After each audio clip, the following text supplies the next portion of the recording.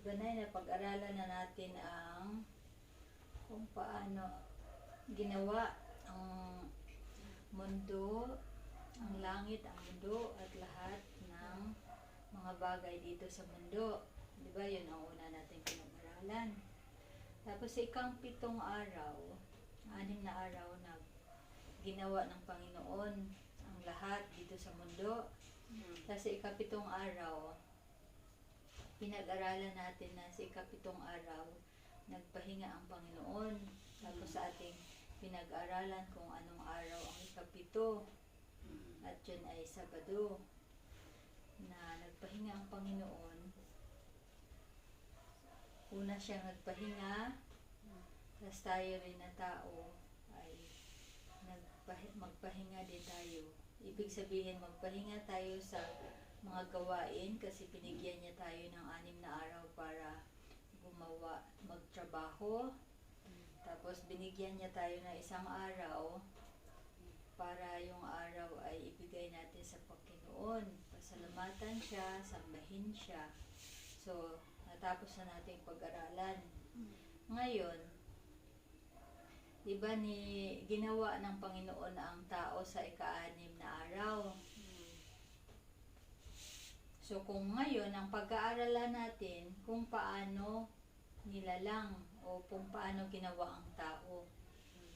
Yan ang pag-aaralan natin ngayon. So, nasa Genesis 1:26, sinabi ng Diyos, sabi niya, lalangin natin ang tao sa ating larawan. So, gagawa daw ang Panginoon ng tao, kamukha daw nila. Kasi yung mga isda, yung mga hayop, yung mga ibon, hindi man nila kamukha na. So, gagawa sila ng tao, nakapareho nila ang mukha. So, ayon sa ating wangis, at magkaroon sila ng kapangyarihan, may kapangyarihan sila sa mga isda sa dagat. So, ang tao pala, ang magkaroon ng kapangyarihan sa mga isda sa dagat, sa mga ibon sa ipapawid, at mga hayop. So, ibig sabihin, sila ang may kapangyarihan na bantay, mag-alaga sa kanila. So, ang mga hayop, ang mga isda, at mga ibon, susundon nila ang tao kasi binigyan ng kapangyarihan ang tao ng Panginoon. At sa buong lupa at sa bawat umuusad na nagsiusad sa ibabaw ng lupa. So, ang tao daw ang bibigyan ng kapangyarihan ng Panginoon. Nasa Genesis 1:27, at nilalang ng Diyos ang tao ayon sa kanyang sariling larawan. So, ayon sa kanyang sariling larawan, kamukha niya. Ayon sa larawan ng Diyos, kamukha ng Diyos.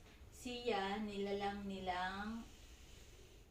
Diyos siya nilalang. Nilalang niya sila na lalaki at babae. So, ginawa niya silang babae at lalaki. Nasa Genesis 2:7, at nilalang ng Panginoong Diyos ang tao sa alapok ng lupa. So, kung paano pala ginawa ang tao ang tao pala ay ginawa sa alikabok. So, kumuha ng alikabok ang Panginoon, ng alapok ng lupa. Kumuha siya ng alabok ng lupa, tapos hinulman niya. At hiningahan ang kanyang mga butas ng ilong ng hininga ng buhay, at ang tao ay naging kaluluwang may buhay. So, naghulma siya ng tao. Kinupyan niya sa mukha ng Panginoon. So, kung ganyan ang mukha ng Panginoon, mayroong ilong, mata, mayroong kamay. So, ganyan niya ginawa ang tao, kamukha nila. Tapos, di ba, may ilong. So, paggawa niya hulman niya ng tao wala pang buhay. Para pa lang siyang lupa na hinulman niya na parang kamukha nila, pero wala pang buhay, hindi pa humihinga. Tapos ano ang ginawa ng Panginoon? Hiningihan daw niya ang ilong. Hiningahan ang kanyang mga butas ng ilong ng hininga ng buhay. At ang tao ay naging kaluluwang may buhay. Sa buhay ang tao. So, ibig sabihin, kaya nabuhay ang tao dahil hiningahan ng Panginoon. So, ang hininga natin galing sa Panginoon. So, lahat ng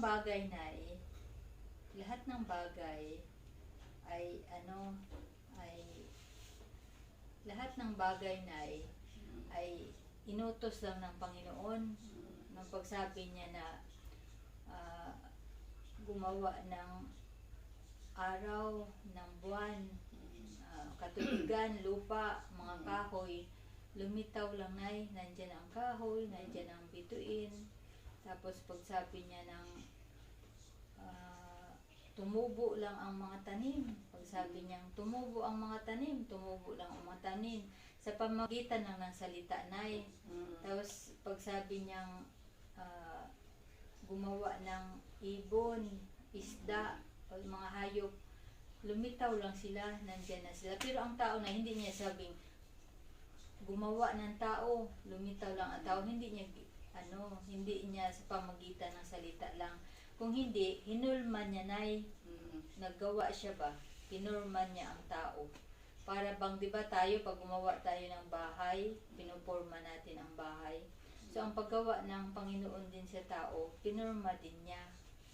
Hindi lang niya sinabi tapos na lumitaw lang sila. Pagkatapos ngayon, di ba hiningahan na niya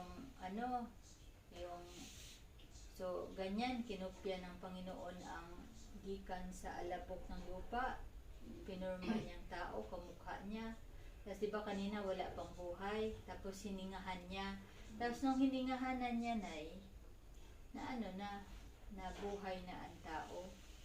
So ang sabi sa Bible daw ang katawan daw ay galing sa alabok ng lupa. Ang katawan natin.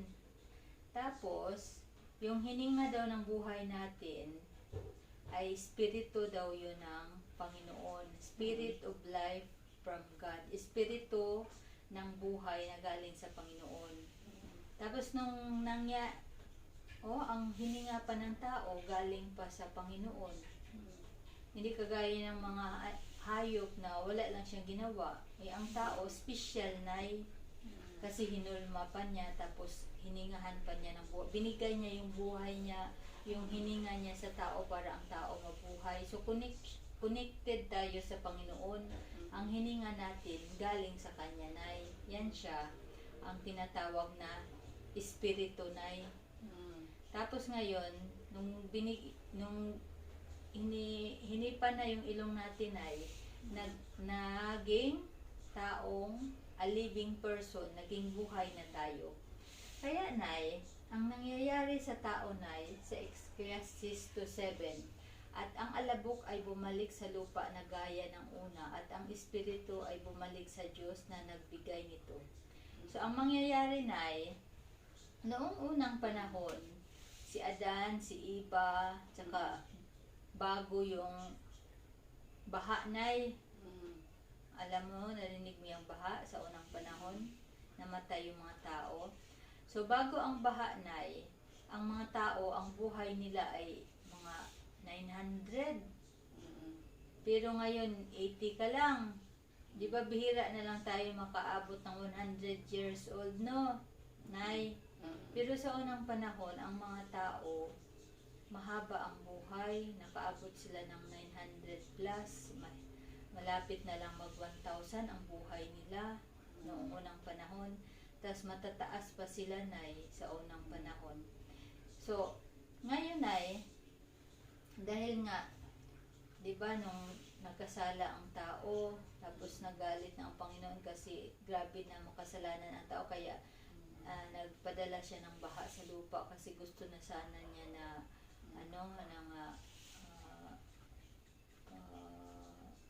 anuhin na lahat, parang sirain na niya ang mundo na iba para mawala na ang mga tao, lahat ng ginawa niya mawala na lahat.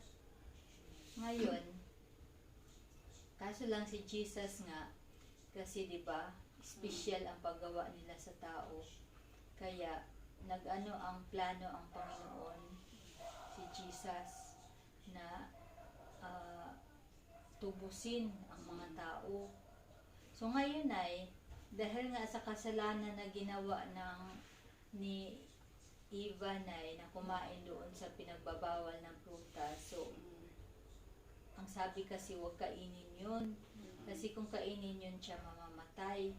So kaya ang tao na nagkasala na, kaya mamamatay na ang tao. Oo, kahit tubusin pa ni Jesus tayo, pero mamamatay talaga ang tao kasi bayad yan sa kasalanan nung nagawa ni Ipanay. Kasi sabi niya, huwag kang kumain yan kasi kung kakain ka niyan, mamamatay ka. Kaya lahat na tayo na mamamatay na. Pero sana dapat hindi tayo mamamatay kung hindi niya kinain yun. So ngayon ay, ang tao na, nung pagkatapos na ng baha na dahil makasalanan na nga ang tao, ayaw na ng Panginoon na tumagal ang tao sa mundo. Sabi niya, 70 di ba dati 900 plus man ang buhay ng tao, pero sinabi na sa Bible na 70 na lang daw ang buhay ng tao. Di ba karamihan 70 plus na mamatay na. So sabi na, pag sumubra ka daw niyan, biyaya, regalo na yan sa Panginoon sa iyo. Kaya ikaw, Nay, meron ka ng 10 taon na biyaya galing sa Panginoon. Kaya salamat na yan. Kasi yung iba hindi man, sa ngayong panahon, halos hindi na sila makaabot ng, ang mga tao hindi na makaabot ng 80 eh. Bihira na nga ang 100. So ang 80 na at 90 na, kaya nga ang government pag 80 binibigyan nila ng pera 90 kasi bihira na lang. Karamihan 70 plus lang. So pasalamat ka na, Nay, kasi nakaabot ka na ng 80. No? Tapos nakilala mo pa si Jesus, kaya pasalamat talaga tayo sa Panginoon, Nay. So ngayon, Nay, ang sabi, Nay, kung mamatay daw ang tao, Nay, di ba galing tayo sa alabok, ginawa ng tao, tapos hinipan yung ilong. So kung mamamatay ang tao, Nay, yung katawan natin, Nay, babalik sa alabok, sa lupa. Tapos yung sa lupa na gaya nung una, kung paano ginawa doon din bumalik. Eh di ba na yung hininga natin kaya nabuhay ang tao ay hininga galing sa Panginoon, ang tawag nun ay Espiritu, ay saan siya, Nay? Bumalik sa Diyos na nagbigay nito. So kaya kung mamatay ang tao, bumabalik yung hininga na yon, yung Espiritu sa Panginoon. Tapos ang katawan na, Nay, babalik siya sa lupa, alambok sa lupa. So ganyan na yun. Ngayon si tatay nga, ganyan na siya, buto na siya. So ang katawan ng tao, nagbalik na sa lupa, ang natira na lang, buto na lang. Tapos, Nay, so ganyan ang mangyayari. Ano na siya, balik na siya sa lupa, at ang hininga, balik sa Panginoon. Kaya patay na siya. So, di dapat, kung hindi natin kilala ang Panginoon, Nay, so ganyan lang ang buhay. Parang wala lang na kwenta na buhay, Nay, no? Pero ngayon, pag nag-aral tayo ng katotohanan sa Bible, ang pagligtas sa atin ni Jesus, Nay, hindi pala hanggang dyan lang ang buhay natin. Kasi pala, Nay, pag naligtas tayo ng Panginoon, mabubuhay pa tayo muli. Kasi, Nay, so, ang ibig sabihin ay, yung sinasabi nila, Nay, na ang espiritu daw, ang kalag, ang kaluluwa daw ni tatay, ni lula, ni lolo, nila angkol, ay nandoon na daw sa langit. Hindi yan totoo, Nay, na pumupunta na ang kaluluwa ng tao pagkatapos niyang namatay. Kung hindi, para lang yan siyang natutulog. So, dyan lang yan siya sa, kung saan siya nilibing, bumalik yan sa lupa ang niya, ang katawan niya. Tapos yung hininga lang, ang espiritu lang ang bumalik sa Panginoon. Pero hindi ibig sabihin na nandun na ang kaluluwa sa langit. Hindi yun ang ibig sabihin. Mali yan siya. Kasi ang sabi dyan, si Jesus, buhay na umakyat sa langit, hindi espiritu. Pagkasabi niya ng mga bagay na ito habang sila'y nakatingin, dinala siya sa taas at siya'y ikinubli ng ulap sa kanilang mga paningin. Kasi di ba pinako si Jesus sa cross? Pagpako kay Jesus sa cross, di ba namatay siya? Tapos ngayon nilibing siya. Pagkalibing sa kanya, pumunta doon yung mga mga disciples Tapos pagpunta doon, wala na sa libingan si Jesus. Nabuhay siya, So yung patay niyang katawan, bumalik yung hininga niya, nabuhay siya. Kaya nakipagkita siya dito sa mga disciples niya, buhay siya. So ganun din ang mangyayari sa atin, mabubuhay tayo. Hindi ibig sabihin na kaluluwa ay nandoon na sa langit. Kasi si Jesus nga, hindi nga siya pumunta ng kaluluwa sa langit. Nabuhay siya, saka siya pumunta sa langit, buhay siya, Tapos sino pa wala pang tao sa langit na nakapunta, Si Jesus, kasi galing siya doon, bumalik siya, nandun siya ngayon sa langit. Tapos kung sino rin ang merong tao na nakapunta sa langit, pero kunti lang ang nakwento sa Bible.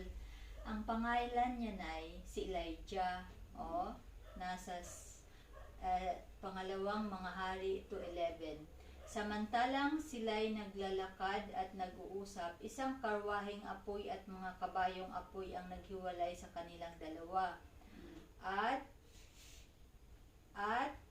si Elias ay umakyat sa langit sa mamagitan ng hipo-hipo.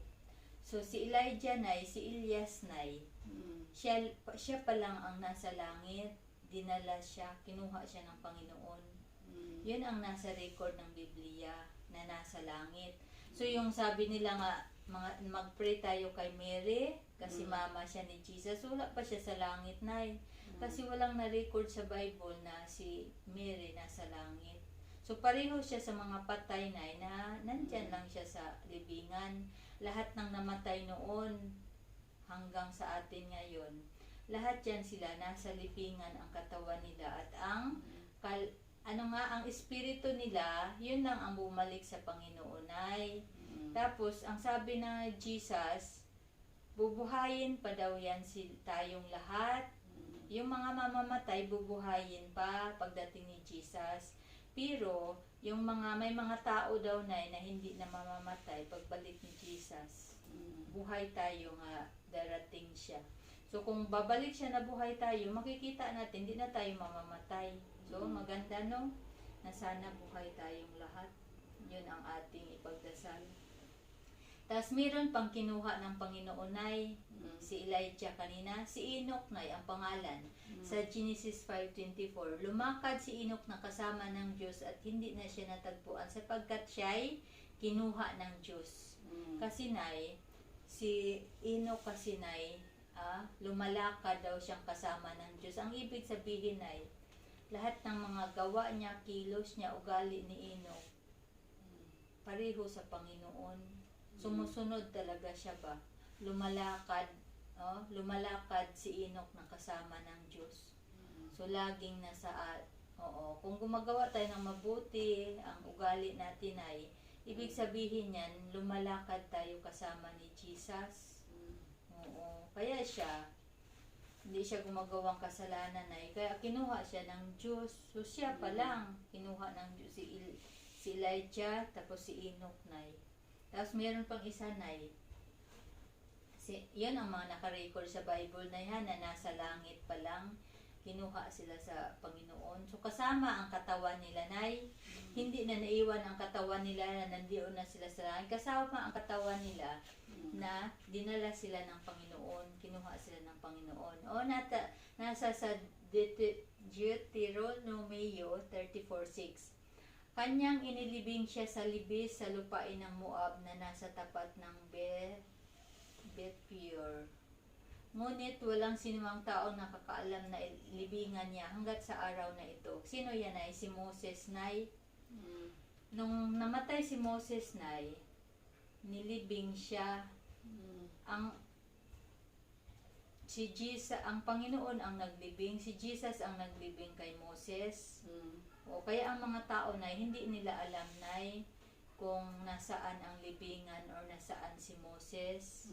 Kasi si Jesus nga ang naglibing sa kanya at hindi pinaalam ng Panginoon sa mga tao, kahit sa mga anak niya, asawa niya, kung saan siya nilibing, Nay. Tapos, Nay, merong record sa Bible, Nay, na sa Matthew 17:3, at nagpakita sa kanila sina Moses at Elias na nakikipag-usap sa kanya. Kasi ito si Jesus, Nay, yung nandito siya, buhay pa siya, Nay, niya, hindi pa siya patay. Dinala niya yung disciples niya, sinama niya doon sa bundok. Ngayon, Nay, nakita nila ng mga disciples na, di ba patay na yan si Moses?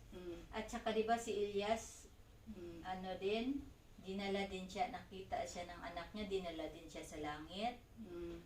So, hindi yan siya namatay, si Elijah, na pumunta siya sa langit, kinuha siya ng Panginoon. Tapos ngayon, si Moses, Nay, na matay siya, pero hindi nakita ang bangkay niya, Nay, kung saan siya nilibing. So, kinuha din siya meron ding record dyan na kinuha yan ang bangkay ni Moses, Nay. Tapos, binuhay siya ng Panginoon kasi nandoon na siya sa langit. So, sila lang ang doon ang nasa langit, Nay. Kasi nakita sila ng disciples na sa langit yan sila, tapos doon sa bundok, bumaba sila, kausap nila si Jesus. So, sila pa lang ang nasa langit, Nay, na galing dito sa mundo. At saka yung si Enoch kaniha, na kinuha din ng Panginoon. Tapos, Nay, ayan sabi, Nay, ang sabi, Nay, sapagkat kung tayo'y 1 Thessalonica 4:4, sapagkat kung tayo'y kung tayo naninimala, na iba, kung tayo'y sumasampalataya, naniniwala na si Jesus ay namatay, tapos muling binuhay. So, kung naniniwala daw tayo na si Jesus ay namatay at muling binuhay, ay gayon din naman sa pamagitan ni Jesus, no? Kaya naniniwala tayo, Nay, sa pamagitan ni Jesus, ang mga natutulog ay dadalhin ng Diyos na kasama niya. So, di ba? Si Jesus namatay pero nabuhay. So, tayo daw natutulog. Ang ibig sabihin ay, tayong natutulog, tayong namatay, na natanggap natin si Jesus, na naniniwala kay Jesus, namumuhay, sumusunod kay Jesus, ay dadalhin ng Diyos na kasama niya. So, huwag tayong mag-alala, Nay. Kasi, pag namatay pala tayo, tapos tinanggap natin si Jesus, sinusunod natin yung gusto niya, Nay, kagaya nila Enoch kanina, na lumalakad kasama ni Jesus, mga matuwid na tao, natutuwa ang Panginoon sa kanila kasi masunurin sila, Nay. So, pag namatay pala tayo, Nay, huwag kang matakot, basta mabaptize ka, Nay, sa Sabado, na kung ano mang nangyari, halimbawa kasi matanda ka na, kung ano ang kagustuhan ng Panginoon, kung mamamatay man tayo, Nay, natutulog lang tayo. Tapos, gigisingin tayo ng Panginoon, bubuhayin, Nay. Si Jesus nga namatay pero nabuhay. Yung iba namatay din sila pero nabuhay. Tapos yung iba dinala ng Panginoon. Kasi si Jesus nga ang gumawa sa atin, kaya tayo na mga namumuhay dito, Nay, na pwede tayong mapunta lamang sa langit, Nay, kung sinusunod natin lahat yan. Kasi sa langit, Nay, wala mang masama doon. Puro lahat ang nasa langit ay maganda mabuti, maganda ang ugali. Kaya ngayon si Sita na hinulog dito sa lupa. Kasi nga, hindi siya masunurin. Hindi bagay yun doon sa langit. Kaya tayo ngayon dito, habang nabubuhay na, gumagawa tayo ng mabuti. Parang nagpa-practice tayo ng mabuti na iba para makapasok tayo sa langit. Kasi yan lang man ang kung mabuti tayo, makapasok tayo sa langit. Kaya wala kahit kunting kasamaan, yung nagsinungaling, yung nagsasabi ng masama, yung nagagalit sa kapwa, nay, hindi dapat lahat yan. Kukunin dapat lahat yan, nay, para makatira tayo sa langit. So, ang tao, nay, parang natutulog lang yan, ha? Hindi yan ibig sabihin na si tatay na, yung sabi mo na si tatay nasa langit na, tapos mag-pray ka kay tatay, maririnig niya. Hindi niya yan maririnig, nay. Kasi patay siya eh. Yung espiritu niya, nandoon lang sa Panginoon. So, ang katawan niya, wala siyang katawan doon kasi ang katawan niya bumalik sa lupa. Pagdating pa ni Jesus, tsaka pa niya yun bubuhayin. Ibibigay uli ang hininga, bubuhayin. Tsaka pa yun. Kaya hindi yan totoo na kung magdasal ka sa patay, naririnig yan nila, hindi yan totoo. Kasi ang patay, wala na yan silang alam. Wala nang ano. Andun na nga sila sa lupa eh. Tapak-tapakan na lang nga sila doon sa menteryo. Kasi kung buhayan sila, may power sila, di sana nabuhay na sila, nay.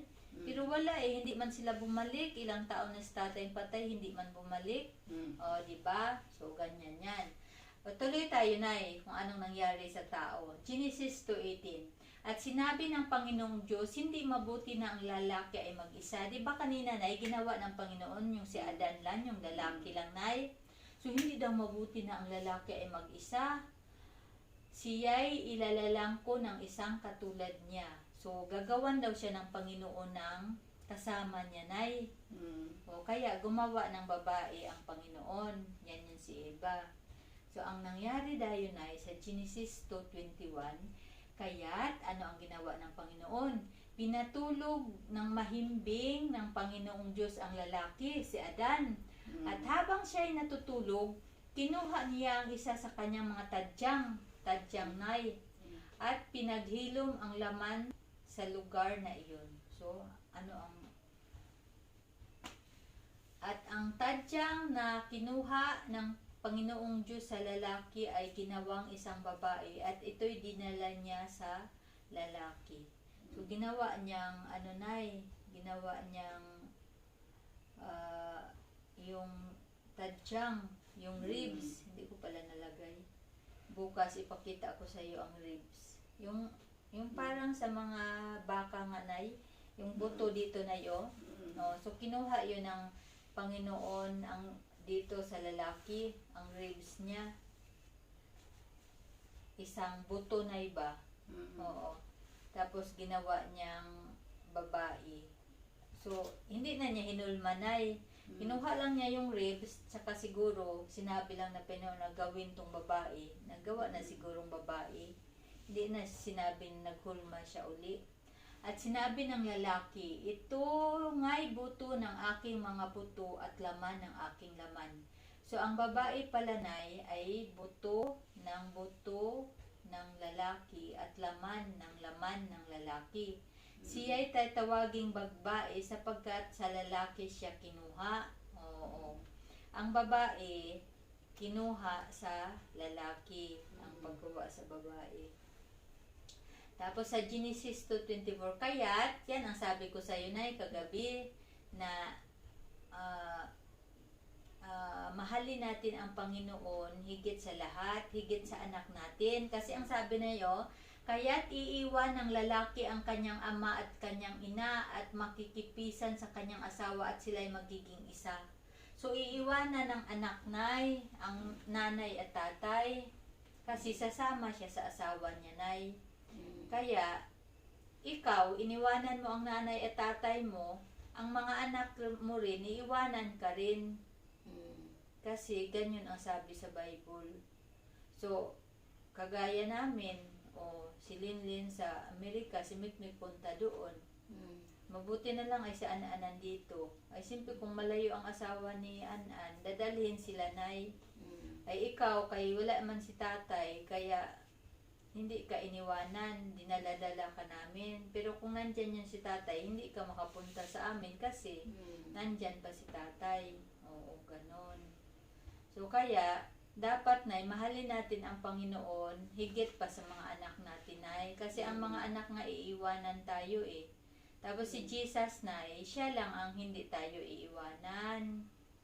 Oo, magpapadala yan siya ng angel sa atin. Tutulungan niya tayo. Nag-promise niya yan, hindi niya tayo pinapabayaan. Tapos pag-aralan din natin kung paano ang ginawa ni Jesus para sa atin. Binigay nga niya buhay niya sa atin eh. O, ang pinakamalaking binigay ng Panginoon ni Jesus sa atin, buhay niya, ay ang mga tanim, mga prutas, mga gulay, mga kanin na yan ay maliit lang niya yung bigay sa atin. Ang pinakamalaking bigay niya sa atin, yung buhay natin. Oo, kaya kahit ano na nahingiin natin sa Panginoon, hindi niya tayo pababayaan. Oo, provide niya sa. Kaya ang sabi nga, nagpapadala yan siya ng mga angel sa mga tao na masunurin sa kanya, mabait sa kanya, hindi pabayaan. Kaya yung iba na ng mga tao na nagtaka tayo, ba't may malala silang sakit, kawawa sila, bakit na kawawa sila na disgrasya sila na saan ba ang Panginoon? Kasi ang iba naman kasing tao, hindi naman kasi masunurin sa Panginoon.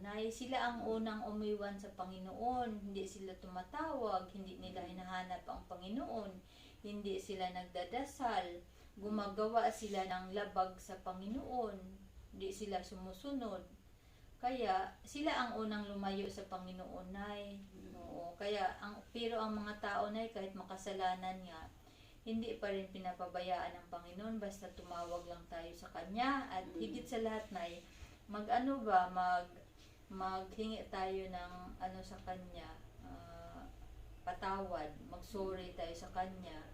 Kasi dapat hindi tayo gagawa kasi ng masama, kasi ang paggawa ng masama, yung halimbawa inutusan mo yung anak mo na sabi mo na nang mag-aral kayong mabuti, matulog kayong maaga, di ba para si kabubuti ng mga bata yan Oo.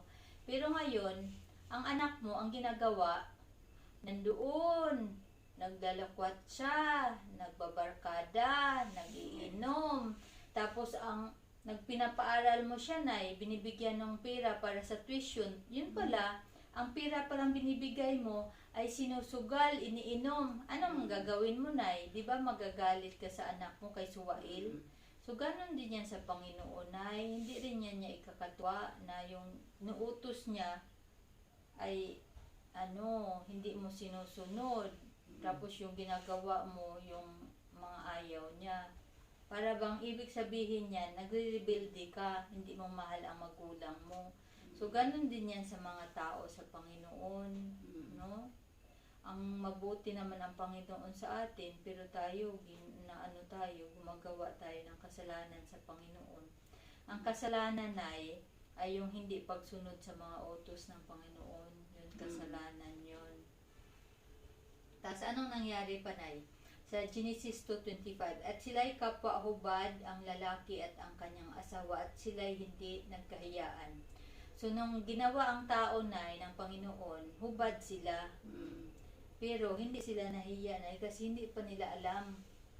Oo, kasi, the sinless pair wore no artificial. Wala silang hindi sila nagdamit ng ganito. Ibig sabihin nito ang artificial to na na damit. Kasi, ang damit nila sa una ang light and glory. Yung parang himaya, glory ng Panginoon. Yung liwanag ng Panginoon naka-cover, tapos hindi pa alam ng tao ang kasalanan. So, pareho daw ng sinusuot ng mga angels yan daw ang sinusuot ng tao dati, hindi pa sila nagkasala.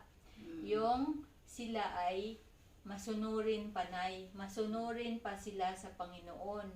So, ang robe na suot nila na ganyan, kay kanang light, kanang liwanag na sinusuot nila sa kanila na kinaver, sinuot sa kanila ng Panginoon. Nagpatuloy sana yan oo, hindi sana nakitang hubad ni Adan at ni Eva yung sarili nila kung hindi sila nagkasala. Kaso lang, niloko sila Sino? Sino naglukos kanila, Nay? Hindi pala. Ayan, si Satan. Yung ahas. Di ba yung ahas, sabi niya, kainin daw yung prutas. Yan siya. So, yan ang sunod nating pag-aralan, Nay. Saan ang galing ang kasalanan? Bakit nagkasala ang tao? Saan yan sila nagsimula? Oo, kung bakit ang tao mamamatay na. At bakit kailangan tayong tubusin ni Jesus? Kailangan niyang mamatay para sa ating lahat. So, yan ang sunod nating pag-aralan. Sige, tapos na yan. Wala na. So, mag-pray tayo, pasalamat sa Panginoon. Pray tayo, Nay. Our most gracious, loving, kind, Heavenly Father, Lord, thank you so much for this wonderful evening, Lord, na sinamahan niyo kami, tinulungan niyo kami at tinuruan mo kami, Lord, na sa pag-aaral namin ni Nanay, Lord, na alaman namin, Lord, na kung paano mo ginawa ang tao, Lord, na special, Lord. Hindi mo kami pinabayaan. Binigay mo sa amin ang mga pangangailangan namin, Lord. At ginawa mo kaming special, Lord. At utang namin lahat sa iyo, Lord. Pati na buhay namin, Lord. Ang aming hininga ay galing sa iyo, Lord. At maraming salamat, Lord, na kahit na kami mga tao ay nagkasala, pero hindi mo pa rin kami pinabayaan. Pinadala mo si Jesus, Ama, para sa pagtubo sa amin, Lord. Para kung mamamatay man kami, Lord, pero mabubuhay kami muli. Dahil ang sabi ni Jesus, kung kami ay naniniwala sa Kanya, na siya ay nabuhay, namatay at nabuhay muli, ay kami din daw, Lord, loving Father, kami din ay muling mabubuhay. Kung kami ay natutulog lamang, na natanggap namin si Jesus, namuhay kami na ayon sa iyong kagustuhan, Lord, at sumunod kami sa lahat ng gusto mo. Kami man ay mamamatay, parang natutulog lang. At pagbalik ni Jesus, kaming lahat, Lord, ay gigisingin at kami ay makakasama kay Jesus para tumira na kasama na niyo dyan sa langit. So maraming salamat, Lord. Sana, Lord, hindi masayang ang buhay na binigay ni Jesus. Sana lahat ng mga tao, Lord, ay tanggapin na nila si Jesus, Lord, na kanilang personal na tagapagligtas. At tulungan mo si Nanay, Lord, na sa Sabado ay matanggap niya si Jesus, Lord. Para si Jesus na ang mamuhay sa kanyang buhay, Lord, at hindi na si Nanay maiiyak, hindi na siya malulungkot, hindi maligaya na siya, Lord, kasi maghihintay lamang siya sa kay Jesus. At sana lahat ng family namin, kaibigan, ay masama namin lahat, Lord. Magkakasama kami, Lord, na mamuhay dyan sa langit kasama ninyo, Lord. Lord, thank you so much for everything, for your great love for us. We love you so much. We pray in Jesus Christ's precious holy name. Amen.